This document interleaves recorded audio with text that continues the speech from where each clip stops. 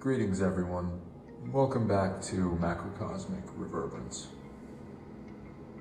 In this issue, we will be delving deeper into esoteric sciences and definitions of the universe.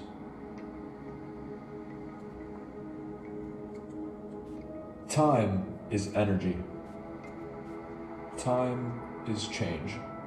Time is energy in motion, changing from one state or event into another. Time is frequency. It is a reversed mirrored reflection. Time is also relative. Einstein called it an inertia frame of reference. Inertia defines energy and mass, which sets a rate of relative time for the observer.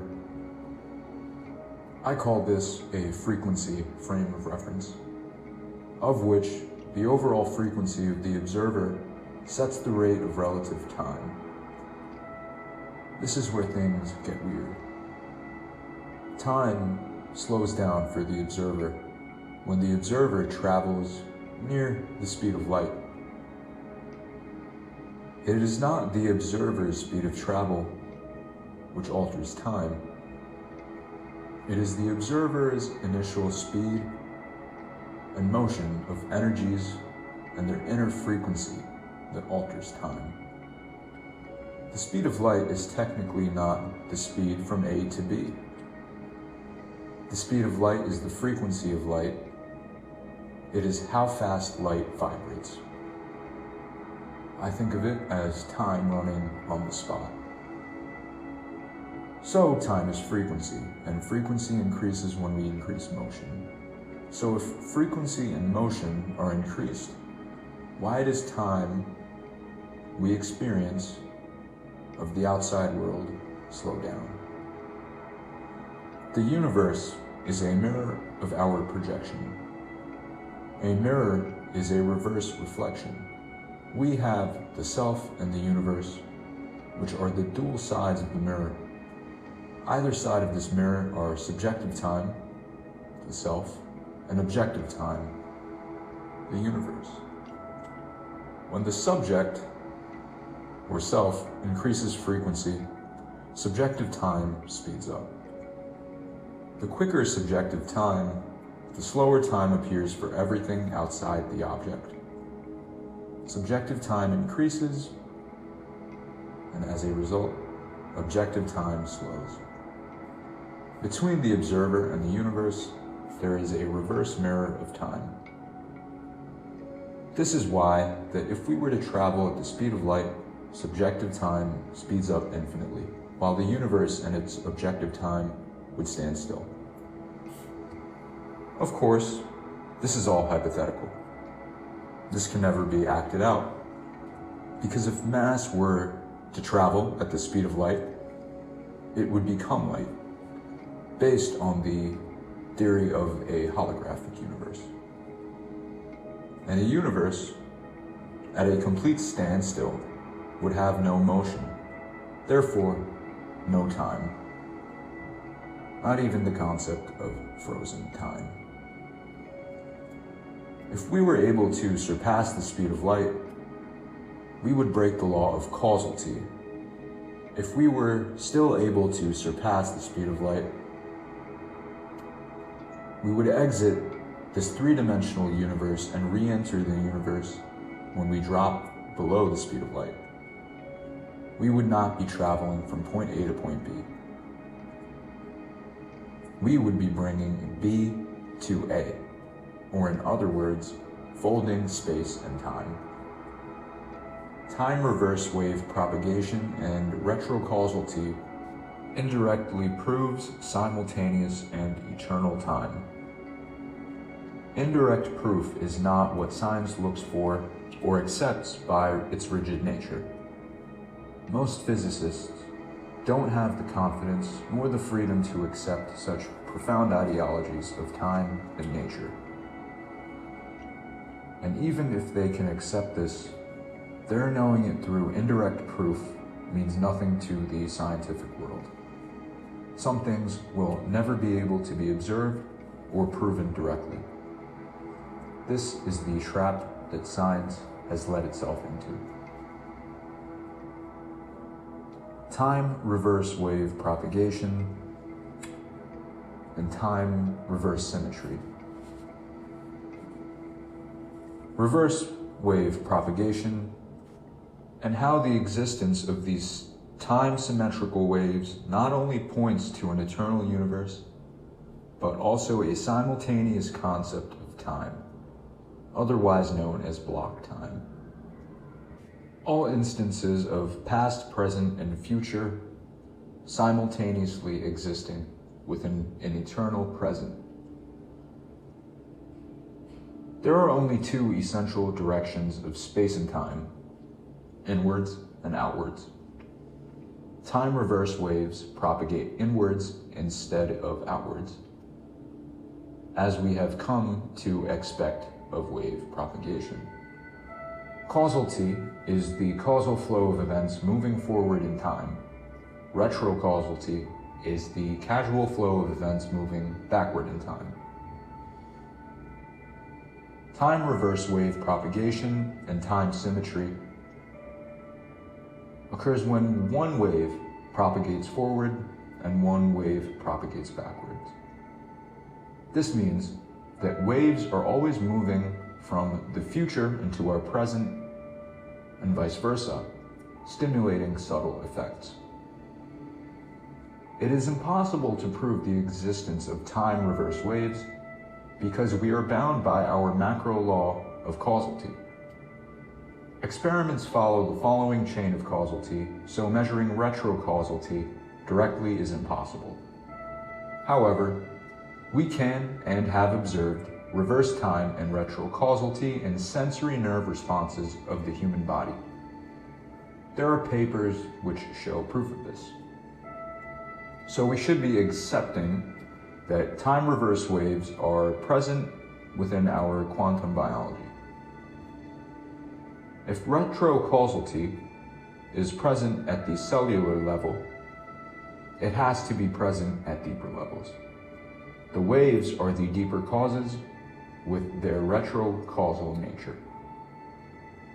What this means is that the causes come from the future and the present.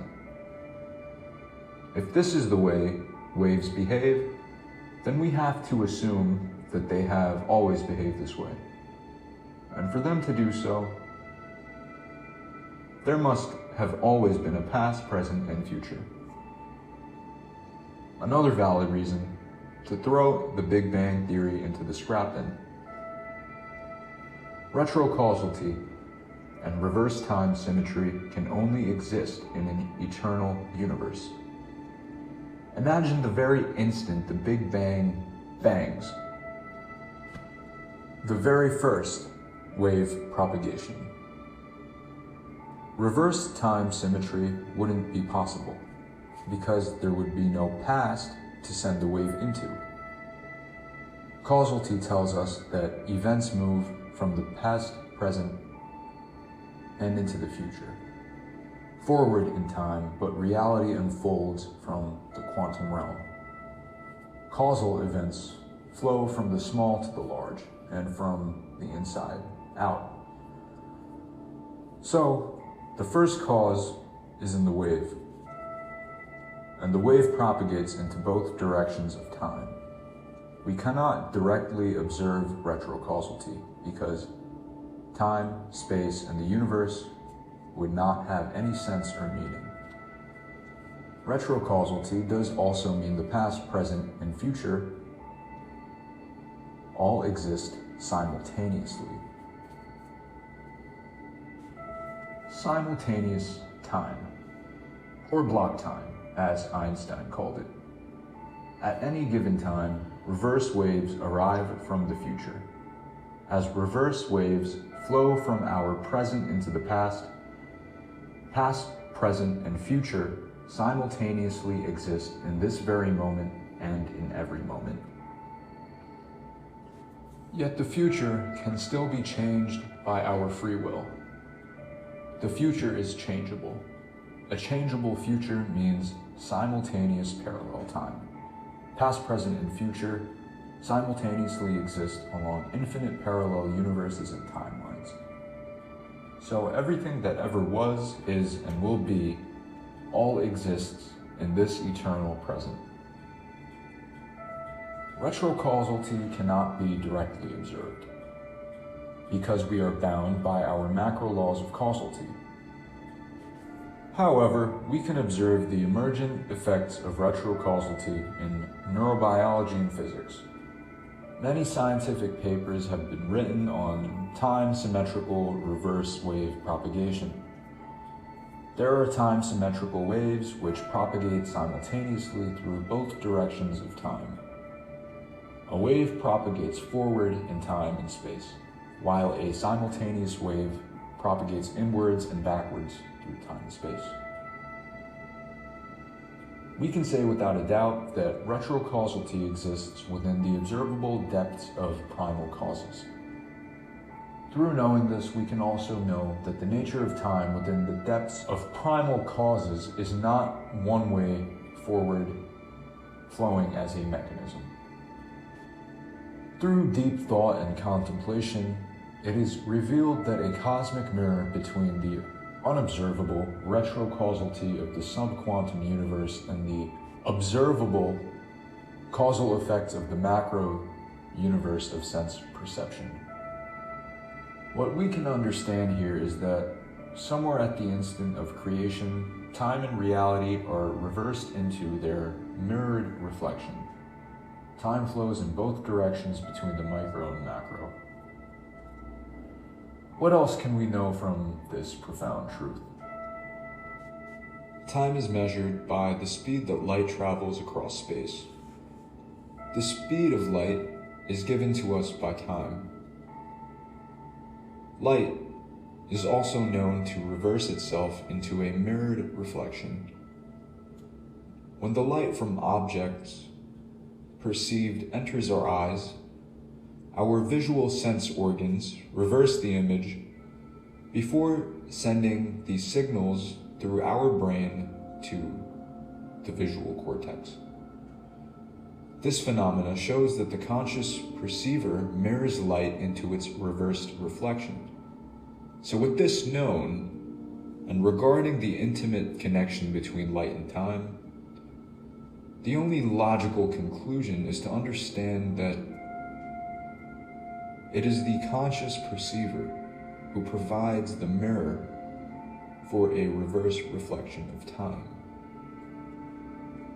Time is the craziest, mind-bending mystery of the holographic universes of consciousness. Time and consciousness are the reasons why we have as many universes as there are conscious entities. It is quantum superposition which led to the many worlds theory of quantum physics. But it's simultaneous time and relative parallel nature of consciousness that produces alternate timelines in universes. Time is relative to each observer through infinite parallel consciousness. It is also entrained to the frequency of each conscious entity. Time is simultaneous. Every time exists now in the eternal present. Free will is undeniable. For those who deny free will have not gone deep enough into their self. The future is changeable through the free will of conscious action. Knowing this truth alongside simultaneous time gives us irrefutable knowledge of parallel and alternate timelines. Only one universe and one timeline with simultaneous time would lay out an unchangeable timeline. Therefore, infinite timelines do exist in order for the free will of conscious action to change the path of one timeline into an alternate one. The famous grandfather paradox and the mind-bending reality of time travel. Every instant, new parallel universes are created. If we were to travel back in time, the instant we arrived in the past, a new timeline would be created. And we would then live that timeline while the timeline we left would continue unchanged and parallel to our newly created timeline. This is how the universe resolves the grandfather paradox, which technically isn't a paradox at all. If we traveled back in time, but somehow stayed within the same timeline we started from, then it would likely be very easy to cause a paradox, by which we would find ourselves stuck in a time loop. This might happen if we traveled back in time to an earlier time of our life, so that we might interfere with the life of the former version of ourselves. Parallel universes complement simultaneous time. Simultaneous, all existing instances of eternal time cannot give us free will and changeable futures without parallel universes to give us infinite possible future timelines. If there was only one universe, simultaneous time, we would be absolutely preordained with an unchangeable future. Parallel universes and simultaneous time are complementary. This construct defies human intuition, which is why we must realize that we are beyond human. We must learn to think of ourselves as higher spiritual entities. This construct cannot exist in physical universes. Physicality is an illusion, as I spoke about in the last podcast. Infinite universes cannot be physical in nature. The idea is preposterous. This construct is a simulated construct of holographic light and sound. Everything is light and everything is sound vibrating through the ether. We have infinite selves existing through all timelines and all instances of every timeline through simultaneous time. This is the definition of what simultaneous time means. Parallel selves everywhere and every when. For us here and now, they are potential. For others, we are potential. All are one. We are all reflections of the one and reflections of each other. When I look at you, you look at you. I'm looking upon parallel universes, for this is the truth and essence of what parallel universes are. They are all reflections of each other through infinite consciousness. We are all formed from the image of the whole, and that image is reflected and refracted through infinite diversities of the original image, which is the source. God, if you will. Or not, it is all energy. Spirit, light, darkness, love. Everything unfolds from a single source. It divides and multiplies into fractal infinity. Every unfolded creation, fractal within itself, has the image of the source and the image of the whole. Within the source is the image of every unfolded creation. We are truly the image of the source, as every conscious and perceiving entity has the source within, projecting their own reflection of their inner soul. Our projections of our reflective souls become entrained by our shared frequency that our consciousness vibrates with as a whole. While each of us perceive our own reflection, our shared frequency bandwidths enable our shared experiences and entrain us together in the same time and timeline. Frequency entertainment unites our reflected universes into one shared universe. We all project our own reflection, and our reflections run parallel to each other, but are so alike in experience and frequency that they appear to us as one universe. We can also say that our shared universe is one universe amongst infinite parallel ones.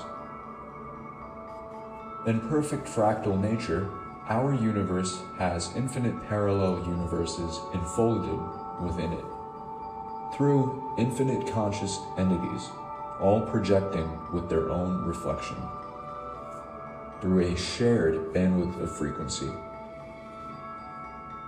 And that is all for this issue of Macrocosmic Reverberance. Thank you all for joining. Ad Astra, to the stars.